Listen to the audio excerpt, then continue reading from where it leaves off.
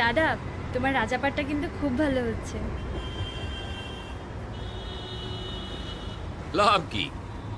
সারাক্ষণ কথা শুনবে, শেষ দৃশ্যে একটুখানি দেখা মিলবে। তুই কিন্তু নন্দিনীটা খুব ভালো তুলে নিয়েছিস। তুই যত দেখছি তত প্রেমে পড়ে যাচ্ছি।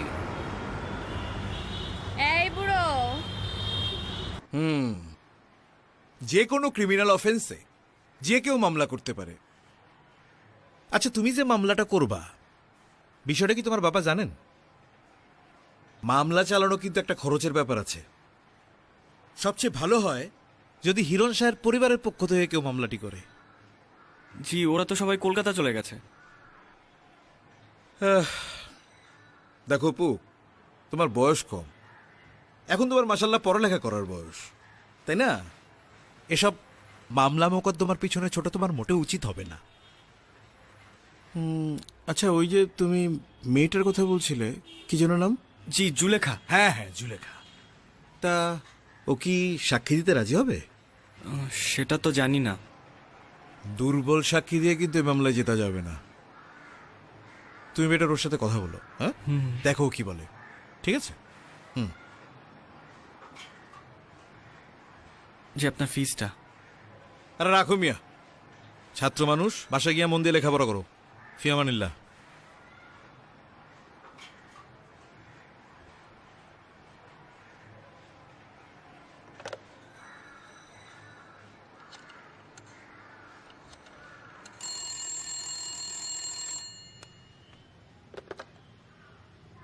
হ্যালো।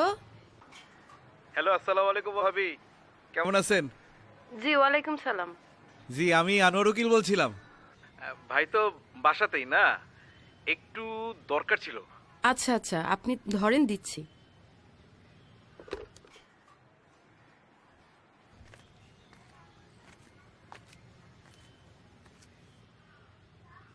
আস্তে আস্তে বসেন।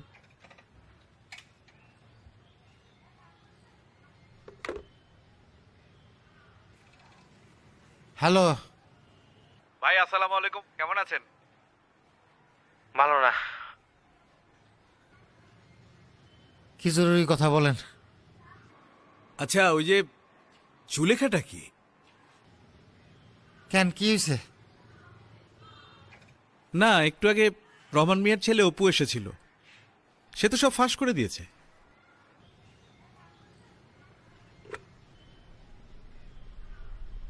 আমারে উড়াইয়া দিও